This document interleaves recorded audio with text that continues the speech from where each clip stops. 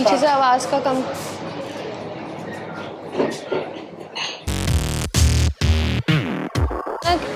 अर्जुन कि अगर ये कुछ डिस्टर्बेंस कर रहे हैं तो एक बार स्टॉप बोल दे। तो उधर ही स्टार्ट कर, तभी स्टार्ट करूंगी, मुझे ऐसा आइडिया नहीं है ना। So hello again,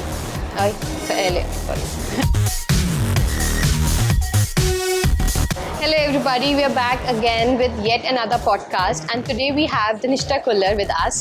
She is one of the influencer in Agra.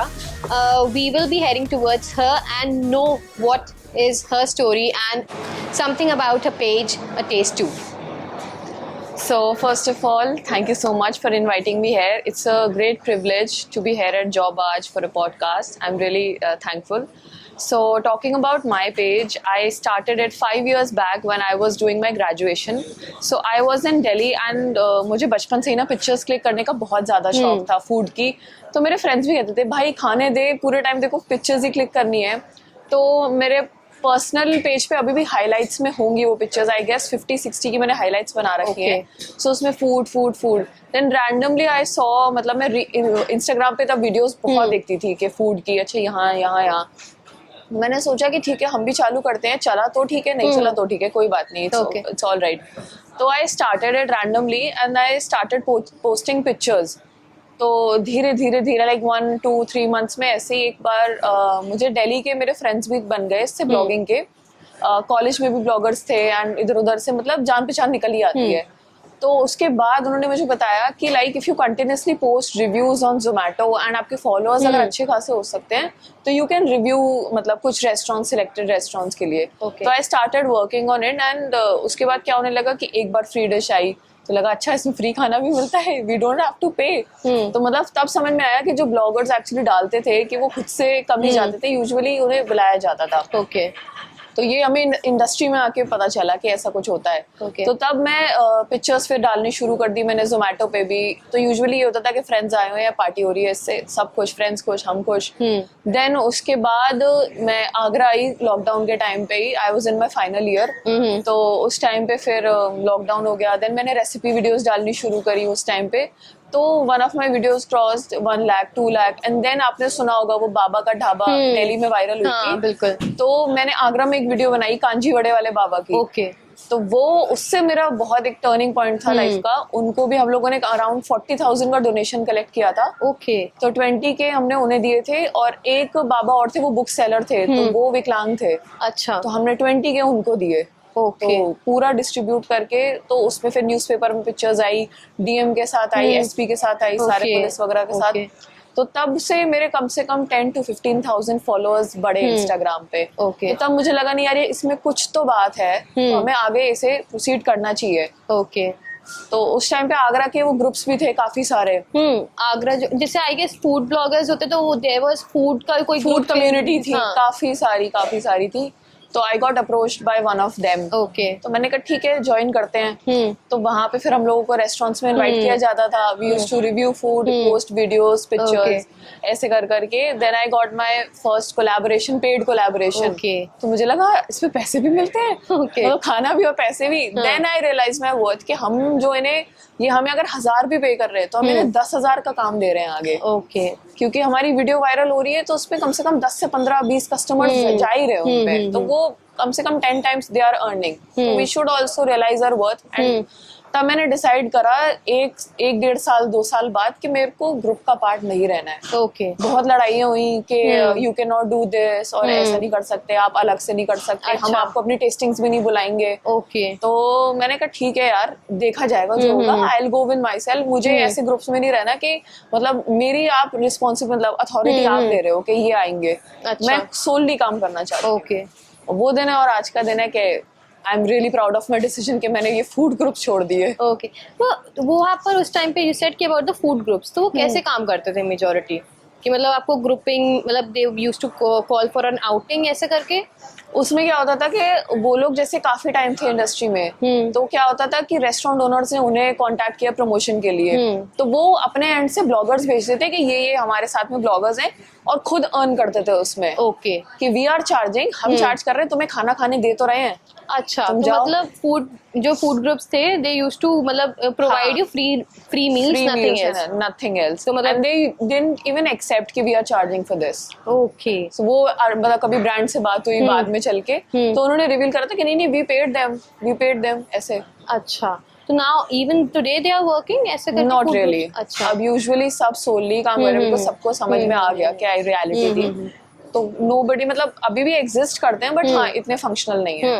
तो you started as a food blogger, तो अभी इस पर्टिकुलर फील्ड में मतलब I have reviewed your means Instagram page and got to know that आप सिर्फ food में नहीं है, you are into lifestyle as well, fashion as well and other things as well. तो ऐसे भी कैसे मतलब मिक्स कैटेगरीज में कैसे आना हुआ? सो इनिशियली तो हाँ मैंने फूड के साथ स्टार्ट किया था, बिकॉज लोगों को फूड की वीडियो स्पेशली देखना बहुत पसंद था। बीइंग माई सेल्फ मैं भी बहुत देखती थी।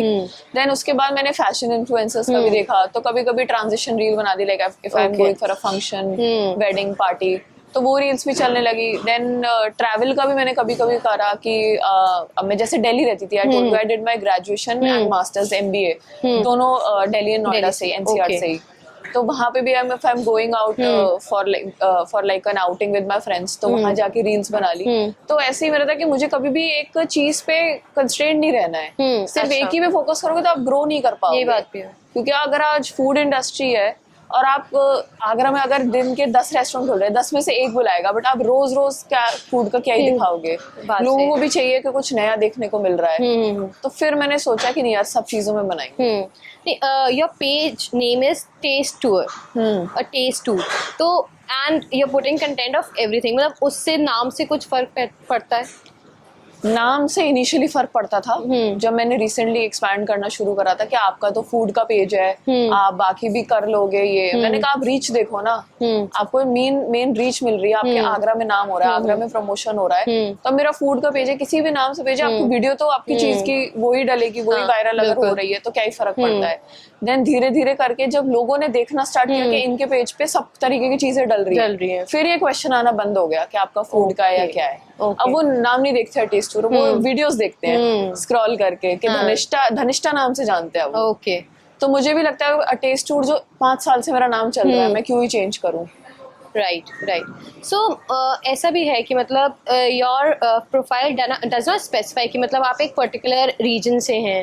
तो मतलब बहुत सारे फूड ब्लॉगर्स हैं, दे मेजरली राइट कि मतलब अगर आगरा से हैं, दिल्ली से हैं, तो वो एक कंस्ट्रेंट हो जाता है कि मतलब वो आगरा का ही कवर कर रहे हैं, दिल्ली का कवर कर रहे हैं, but you don't have that. ऐसा नहीं है, because I am an influencer, और इन्फ्लुएंसर कभी भी एक जगह पे स्टक होके नहीं रह सकता। यू गेट कोलैब्स, आपकी ग्लोबल कोलैब्स कंपनीज भी हैं, जैसे बड़ी बड़ी कंपनीज फूड की, मैकडी, स्टारबक्स, तो ये भी कोलैबोरेट करते हैं। वो ये नहीं देखते ना कि आप आगरा से हो, आप दिल्ली से हो, दे सिंपली कोलैब। प्लस मेरा ट्रैवल का भी, अभी recently I went to Thailand, तो मैंने कम से कम उसकी 7-8 वीडियोस डाली। तो मुझे हर जगह कवर करनी है, मुझे कभी भी स्पेसिफाई नहीं करना आगरा में हूँ मैं। Like currently I am a full time employee as well, और वो भी गुरुग्राम में। तो वहां पे भी अगर मैं कभी जाती हूँ, I cover the content, I have did a paid collabs there also. अच्छा, तो वो भी मैं पोस्ट करती हूँ। बस हाँ ये कि फोकस मेन आगरा ही है, since I am from here, तो वो शिफ्ट नहीं हुआ है। बट हाँ कभी कहीं जाओ तो दैट्स माय मोटिव कि वो कवर करना। नाइस। सो मतलब you told us that you are a full time employee, तो मतलब you are creating content as well, you are a full time employee, तो ये कैसे बैलेंस हो रहा है? इनिशियली तो अभी तो मेरे को 1 साल हो गया है जॉब में। तो इनिशियली तो I faced a lot of issues manage करने में, बिकॉज उससे पहले after MBA I like had 6 months of time कि मैं थोड़ा अपना चिल करूं एंड फिगर आउट करूं बिफोर माय जॉब स्टार्ट। तो तब तो मैंने मस्त अपना कंटेंट बनाया, सब शूट वूट करे। तो फिर उसके बाद से क्या हुआ कि जॉब स्टार्ट हो गई, plus I had to shift to Gurgaon initially. तो तब I actually had a surgery also उस टाइम पे। तो तब मेरा ये हो गया कि ऑफिस से मेरे को वर्क फ्रॉम होम मिल गया फॉर अराउंड 3-4 months। अच्छा, तो मैं रिकवरी भी चल रही थी साथ में, फिर मेरे साथ में कंटेंट भी शूट करने लगी यहाँ पे। तो तब तो बहुत इजीली मैनेज हो रहा था। देन जनवरी में आई शिफ्टेड टू गुड़गांव। अच्छा, 3 months मेरा रेगुलर जाना था ऑफिस। तो every Friday I used to come to Agra. Saturday Sunday अपने जो भी लाइन अप थे शूट्स के वो सारे करते थे, then Monday back to office. वो ऐसा रहता था। सो मतलब you are the wholesome team, मतलब my family supports me. So all the videos you see on my page are shot either by my mom, like 70%, or my friends or my father. Oh nice. So मतलब you have a whole backing of a team, मतलब पूरी एक team साथ में लेकर चलते हो? Family is the biggest team.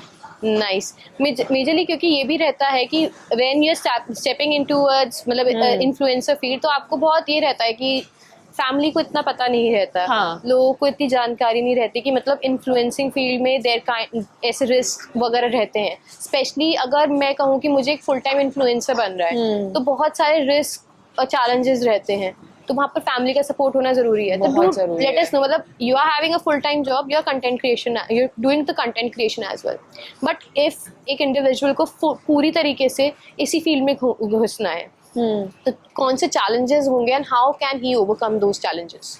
C initially तो जब मैंने स्टार्ट किया था तब कंपटीशन बहुत कम था, ना मार्केट नहीं था इन्फ्लुएंसर्स का, तो तब तो इंस्टाग्राम भी ग्रोथ देता था, फॉलोअर्स भी बढ़ते थे। बट अब क्या हो गया है, इतने लोग रील्स डाल रहे हैं कि सबकी वायरल तो हो रही है बट फॉलोअर्स नहीं बढ़ रहे हैं। अब आगरा में ही ले लो, हर दूसरे दिन एक नया इन्फ्लुएंसर आ जाता है मार्केट में। टोटली। तो उससे आपको सर्वाइव करने के लिए आपको ये है कि आप कंसिस्टेंट रहो और आप अपनी वीडियोस में क्वालिटी प्रोवाइड करो। क्योंकि वीडियो हर कोई बना लेता है। आप अच्छा फोन लो, अच्छे गैजेट्स यूज करो, आप कुछ यूनिक करने का ट्राई करो अपनी वीडियोस में, एंड मोस्ट इम्पोर्टेंटली कंसिस्टेंट रहो। तो उससे आपको ग्रोथ बहुत मिलेगी। तो हमने एक प्रायर पॉडकास्ट भी लिया था, हैव यू हैड विद गरीब पांडा, तो ये सेड कि मतलब ऐसे गैजेट्स का इतना वो रेलेवेंसी नहीं रहती है, कि ये सेड कि मतलब फोन तो मतलब जरूरी नहीं है कि मतलब ही उसने मतलब he did some collabs and all, ये shoots वगैरह भी किए थे नॉर्मल एंड्रॉइड में। he said कि आईफोन की ज़रूरत नहीं होती। so what do you think, मतलब इस पर्टिकुलर स्टेटमेंट से रिलेटेड? मैंने एक्चुअली एंड्रॉइड यूज नहीं करा है कभी भी कंटेंट क्रिएशन के लिए। डे वन से जब से मैंने स्टार्ट किया है I have always used iPhone. Initially 6s था, क्वालिटी कम थी, then I had 11, so now I am using 13 pro. तो जो क्वालिटी का डिफरेंस है ना वो मैं समझ जाती हूँ कि एंड्रॉइड में क्या है। मतलब whenever I scroll through Instagram तो वो आईफोन की क्वालिटी ही अच्छी आती है। अच्छा, तो मेरे हिसाब से वो होना चाहिए, और एक छोटी सी रिंग लाइट होनी चाहिए इन केस अगर आप कभी डिम लाइट में शूट कर रहे हो। ओके, तो वो कर लो, नहीं भी है तो भी एक अच्छा फोन तो बहुत जरूरी है। उसके अलावा मैं ये नहीं कहूंगी कि आप कैमरा ले लो, ये ले लो, वो ले लो, बट एक अच्छा फोन जरूरी है। Got it. तो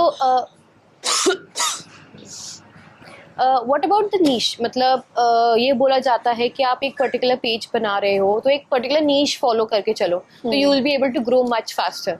तो इसका कोई रेलेवेंसी है इंस्टाग्राम से रिलेटेड? इनिशियली तो अगर आपको फॉलोअर्स बढ़ाने, रीच बढ़ानी है, तो आपको एक चीज पे फोकस करना चाहिए। या तो लोग अब क्या कर रहे हैं, जैसे मिनी व्लॉग्स बहुत बना रहे हैं, तो अगर आप मिनी व्लॉग्स कर रहे हो तो आप करते चले जाओ, उसमें काफी ग्रोथ है। या मैं तो कहूंगी फूड से स्टार्ट करो। फूड में आप मतलब लोग को खाना बहुत पसंद है, बट अगर आप ऐसे मतलब फैशन वगैरह में जा रहे हो ना, तो वो वाली वीडियोस ना थोड़ा टाइम लेती हैं ग्रो करने में। मतलब I have a few friends जो अभी फैशन इंडस्ट्री में है। अच्छा। मतलब उनकी वीडियोस ब्रिलियंट होती हैं। अच्छा। मतलब यू लाइक के अरे यार देखते ही रहो, बट उसमें अभी मैं देखती हूँ कि उनकी इतनी ग्रोथ नहीं हो रही है। अच्छा। और वही अगर आप फूड वीडियोस में वो कोई भी बना रहा है तो उस पे वो वायरल जा रही है। तो यूजर इंटेंट भी मैटर करता है फिर एट द एंड, कि मतलब आप क्या देखना चाह रहे हो। बेसिकली आपको वो करना चाहिए जो ऑडियंस पसंद कर रही है। जो ऑडियंस पसंद, अगर ऑडियंस फनी वीडियोस पसंद कर रही है तो आप उसमें जाओ। मिनी व्लॉग्स बहुत पसंद कर रही है तो आप उसमें जाओ। और फूड तो है ही। फिर जब आपके फॉलोअर्स हो जाएं और अगर आप एक स्पेसिफिक एरिया पे फोकस करना चाह रहे हो, जैसे पेड कोलैबोरेशंस के लिए, तो आप उसी एरिया की सारी वीडियोस बनाना स्टार्ट करो, तो आपको बहुत ग्रोथ मिलेगी। और अगर आप ओवरऑल कर रहे हो तो आप अपना यूट्यूब चैनल भी स्टार्ट कर सकते हो।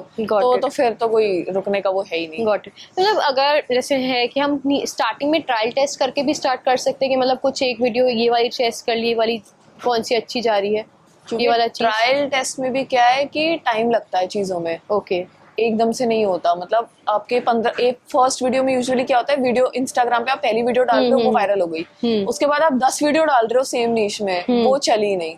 ओके, ये फैक्टर है। फिर आपको लगता है कि अरे यार मेरी पहली वाली चली थी, अब मैं डालू नहीं डालू, तो वो कंसिस्टेंट आपको रहना ही पड़ेगा। आप स्विच नहीं कर सकते कि आपको ये कि 1-2 महीने देके देख लो, अगर नहीं चल रहा फिर आप कुछ और ट्राई कर रहे हो, अगर वो चल रहा है तो वेल एंड गुड है। ओके। आपकी कंटेंट क्रिएशन जर्नी को कितना टाइम हो गया? 5 years। 5 years। तो मीन्स इन 5 साल के में क्या ग्राफ में चेंज आया when it comes to Instagram? बहुत कुछ चेंज आया है। हर दूसरे दिन इंस्टा का एल्गोरिथम चेंज होता है। ओके, बहुत ज्यादा। इनिशियली तो मैंने वही बोला ना कि इन्फ्लुएंसर मार्केट बहुत ग्रो कर रही थी, इतने कॉम्पिटिटर्स नहीं थे। बिल्कुल। तो आपकी रील वायरल भी होती थी, फॉलोअर्स भी बहुत बढ़ते थे, तो लिटरली 10K 20K बहुत इजीली बढ़ जाते थे। बट अब क्या हो गया है, इतने सारे इन्फ्लुएंसर्स हो गए हैं कि इंस्टाग्राम रीच तो देता है, Okay. पर फॉलोअर्स उतने खास नहीं बढ़ पाते। ओके। सो ये है कि पुराने पहले जितने बढ़ा लिए, बट अभी भी यही है कि अगर आपकी वीडियो ज्यादा एक्स्ट्रा ऑर्डिनरी वायरल जा रही है, सारी वायरल जा रही है, तो इट विल ग्रो। बट ये है कि रीच के कंपैरिजन में अब इंस्टा कम हो गया है। प्लस एक इसने ये भी चालू करा है कि कोई भी जैसे कॉपीराइट क्लेम्स का एक रहता है बहुत ज्यादा, कि आप किसी का कंटेंट यूज कर रहे हो तो वो कॉपीराइट क्लेम दे सकता है। तो इंस्टा का ये न्यू एल्गोरिदम है कि कोई थर्ड पार्टी आपके बिहाफ पे दे सकती है। ओके। तो उसका आगरा में मैंने देखा है कि काफी लोग मिसयूज भी करे हैं। अच्छा। हाँ, can you provide us an example कोई ऐसा? अभी एक्चुअली में रिसेंटली 1-2 पेज बंद हुए हैं। अच्छा। तो मतलब उन्होंने कंटेंट रिपोस्ट किया होगा बट विद परमिशन, के आगरा के जो पेजेस थे उन्होंने विद परमिशन वो कंटेंट रिपोस्ट किया, एंड किसी थर्ड पार्टी ने बस कि ये पेज बंद हो जाए, उसने वो कॉपीराइट क्लेम दे दिया उस वीडियो पे। अच्छा। पेजेस एक्चुअली रिपोस्ट करते थे बट विद ड्यू क्रेडिट्स। मतलब मेरे पास भी आया हुआ है कि can be repost your reel, तो आई वाज लाइक इनिशियली जब मुझे लगता था कि हाँ ठीक है ये वाली आप कर सकते हो तो आप कर लो, तो उन रील्स पे भी आए हुए हैं उनके पास कॉपीराइट्स। तो वो कहते हैं कि हमने जिससे परमिशन ली है उसको कोई प्रॉब्लम नहीं है, somebody else is like claiming कि ये उसके बिहाफ पे है। तो ये एल्गोरिदम मुझे इंस्टा का बिल्कुल सही नहीं लगा है। अच्छा। जिसको प्रॉब्लम होगी वो खुद करेगा ना, why should a third party be involve?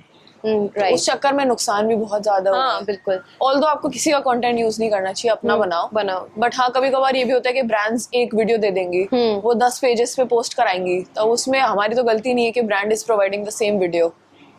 But this can be a problem to the original creator as well ना, ऐसे हो सकता है या नहीं हो सकता? नहीं, ओरिजिनल क्रिएटर के साथ नहीं होगा। ओरिजिनल क्रिएटर के हाँ, साथ अगर मेरी वीडियो में मेरा फेस आ रहा है तो वो कैसे क्लेम कर लोगे? प्लस बेसिकली सबसे पहले वो वीडियो तो मेरे ही पेज पे पोस्ट होगी, किसी और के पेज पे नहीं होनी चाहिए। बाद में जिसके पे भी हुई उस पे क्लेम जाने का ये है।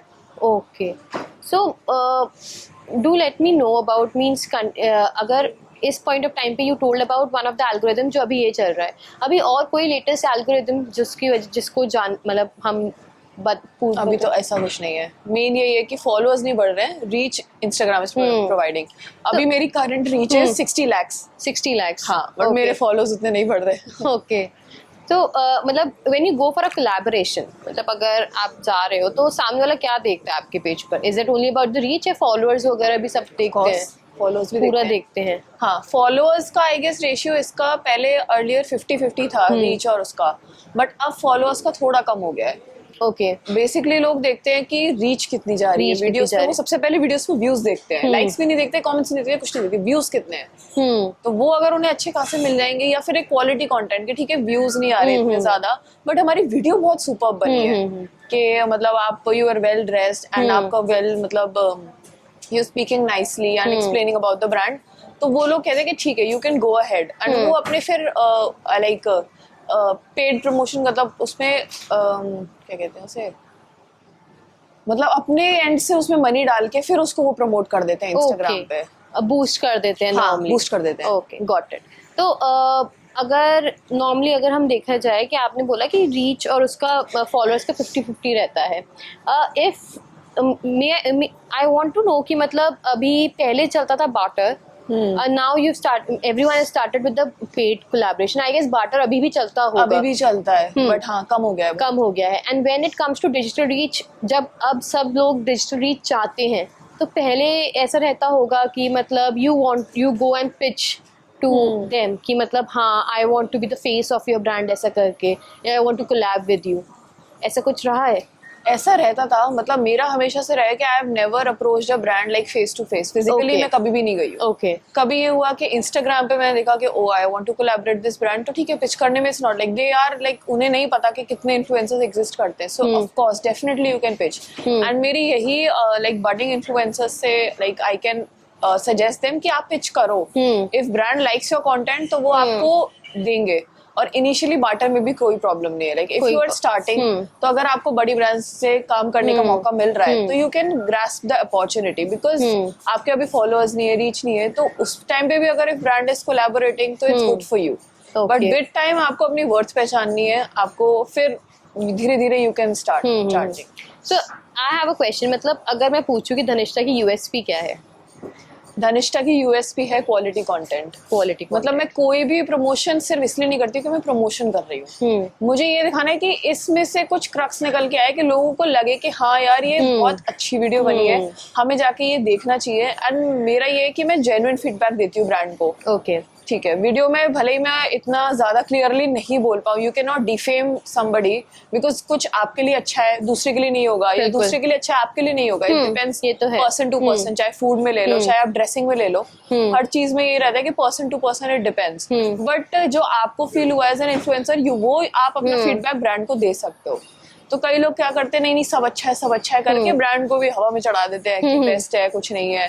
बट वो है कि उन्हें भी आपको बोलना पड़ेगा। Like I have had a few experiences जो बहुत बुरे थे, तो मैंने उनको लिटरली मुंह पे बोला है कि आपको बहुत खराब था, यू नीड टू इम्प्रूव, वरना ही बंद हो जाएगा। हाँ, तो वो है कि you have to be genuine. या that is right, because at the end आपका you being a content creator आपका फेस देख के कोई उस पर्टिकुलर प्लेस को विजिट करेगा। हाँ, तो they might because at the and आपकी गुडविल उस पर डिपेंड करती है। फिर वो हमें आके कंप्लेंट करते हैं, हमें अनफॉलो कर देते हैं। ऐसा होता बहुत कम है, बट हाँ इन अ फ्यू केसेस जो एकदम ही खराब प्लेस हो, तो फिर कोई इंसान दोबारा ट्रस्ट नहीं करेगा। टोटली ये भी है। नाइस। सो अगर मुझे एक influencer, let's take a particular situation कि एक इन्फ्लुएंसर है, वो जा रहा है वहाँ पर पिच इन करने, तो what is the right way कि अगर मान लो यू सेड कि आपने डायरेक्टली फिजिकल पिच इन नहीं किया है, you majorly pitched in through Instagram only. So when it comes कि मतलब अगर मुझे कोई फिजिकली पिच इन करने जाना है तो what is the right strategy जो मैं यूज करूँ? राइट स्ट्रैटेजी ये है कि आप सबसे पहले अपनी यूएसपी आपके टिप्स पे होनी चाहिए कि what I can provide and what others can not. तो वो सीधे बोलेंगे कि हमने अभी उनसे कराया, आपके फॉलोअर्स नहीं, आपका ये नहीं है। आप उनको अपनी यूएसपी बताओ कि हम क्वालिटी कंटेंट प्रोवाइड कर रहे हैं, हमारे पेज पे रीच मिलेगी। प्लस आप उनको कुछ ऐसे पर्क्स दो कि अगर आप हमसे कराओगे तो फिर हम आपको ये एक्स्ट्रा दे सकते हैं या कुछ ये दे सकते हैं। Because initially if you want कि ब्रांड्स आपके साथ कोलैबोरेट करें तो थोड़ा आपको एफर्ट्स देने ही पड़ेंगे। तो वो चीज है कि यूएसपी आपके टिप्स पे होनी चाहिए कि आप क्या लेकर जा रहे हो उनके पास। प्लस ऐसे ही नहीं कि आपका कुछ भी आपने स्टार्ट किया और आप एकदम पहुंच गए, आपके पेज पे भी कुछ होना चाहिए दिखाने के लिए। Got it. तो you told that you're a full-time employee. मतलब content creation is a part-time hobby or has it become a professional lifestyle that you want to carry forward as well? Content creation is my life. It is full-time. मेरी job and content creation both are full time, and मैं content creation किसी के लिए भी नहीं छोड़ने वाली, never ever till I die. Nice. So it's everything for me. What about the future? मतलब अभी इस पॉइंट ऑफ टाइम पे एवरीवन जो भी है, सब लोग majority they are focusing more on their own startups, on their businesses. मतलब ऐसा कुछ है माइंड में आगे कि yes I also want to see myself as a business owner? Of course, food industry से स्टार्ट किया है, तो someday if like destiny में हुआ या मतलब I am planning to open a cafe in Agra. Basically street food से start कर लेंगे या directly cafe, अभी कुछ सोचा नहीं है, but I have plans कि sometime if later I leave my job, so I will go with this cafe plan only, nothing else. Right. So एक ये तो हो गया आपके future aspects. When it comes to present कि you're managing everything, both lives. तो इसमें मतलब कभी कभी ऐसा रहता होगा there would be a hectic schedule से कि आप मतलब कमिंग फ्रॉम गुड़गांव दिन का में ऐसा चीज़ रहता होगा, तो मतलब you already take some shoots beforehand वाला चीज़ रहता है, you are maintaining a particular schedule, everything so everything on your own और there is someone who is guiding you? Everything on my own. Okay, so मेरा यही रहता है कि वीकेंड पे आई डू शूट्स अर्लियर। अब तो लाइक मेरा हाइब्रिड हो गया है, so I go there 2 days a week and then बाकी 3 days अपना घर पे and 2 days is for content creation solely. तो 2 days मैंने शूट करा, रात को टाइम मिला एडिट कर लिया। नहीं तो what I used to do is कि ऑफिस से शाम को आ गए, देन अपना डिनर विनर करके एडिटिंग कर ली, पूरा प्लानिंग कर ली कि कौन सा कब पोस्ट होना है, किसको क्या चेंजेस करने हैं या अप्रूवल के लिए देनी है। तो वो सारा फिर मेरा ऑफिस के बाद का शिफ्ट रहता है। योर इंस्टाग्राम पेज जो है वो बेसिकली एक रील सेक्शन के ऊपर ज़्यादा फोकस रहता है। हाँ, बिकॉज अब रील्स चले, तो मेजोरिटी ऐसे होते हैं पेजेस, देन कंटेंट जो है वो वेरिड रहता है। वहाँ पर नॉर्मल सिंगल पोस्ट भी होते हैं, कराउजल्स भी होते हैं, there are infographics, then there are reels as well. So मतलब अगर मुझे एक कोई normal you are catering to the food industry, travel industry and licence, but ऐसी बहुत सारी इंडस्ट्रीज है जो बेसिकली केटर करती है इन पर्टिकुलर कंटेंट पे भी, नॉर्मल इन सिंगल पोस्ट बना दें, इंस्टाग्राम इन्फोग्राफिक बना दें या फिर कराउजेस बना दें, तो आर देयर बेनिफिशियल, मतलब उस पर इतना टाइम फोकस रहना चाहिए? Not really. ओके। हाँ, बिकॉज रील्स ही आजकल इंसान प्रेफर करता है देखना। अच्छा। नॉर्मल कराउजल बीच बीच में मैं भी कभी डाल देती हूँ, या फिर नॉर्मल फोटोज डाल दी अपनी, if I been to somewhere तो फोटोज डाल दी, बट उस पर इतना एंगेजमेंट नहीं आता, उतनी रीच नहीं आती, बिकॉज अब लोगों को चाहिए डिटेल्स। ओके। आप कहीं गए हो तो हमें डिटेल चाहिए कि आज मैंने ये किया, आज मैंने ये खाया, लोगों को इंटरेस्ट उसमें आता है। Got it. आपकी एक फोटो को देख के वो स्क्रॉल कर लेंगे, तो वो आई डोंट थिंक अब इतना यूजफुल है। बट हाँ, एक प्रोफाइल को मेंटेन करने के लिए इफ यू वांट तो आप डाल सकते हो डाल साथ में। हाँ, राइट। तो when it comes to, means apart from Instagram, is there any other social media platform that you're active on? I started my YouTube handle, but Okay. अभी जॉब के साथ साथ मैनेज नहीं हो पाता है दोनों चीजें।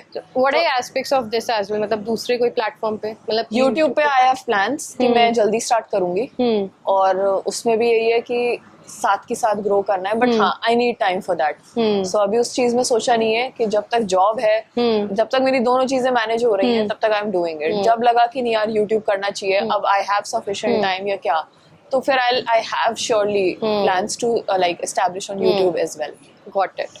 So, lastly, एक normal question, मतलब ऐसा ही कि I had in mind कि you majorly जो आपका Instagram से जो भी monetary benefits आते हैं, that is through collaborations, nothing else. I guess Nothing else. monetization Instagram पे इतना मुझे तो कुछ आज तक नहीं मिला Instagram से। Because हाँ, I had a word with Virat as well, and even he said कि monetization policy Instagram की बहुत ही ऐसी सी है, वैसी है।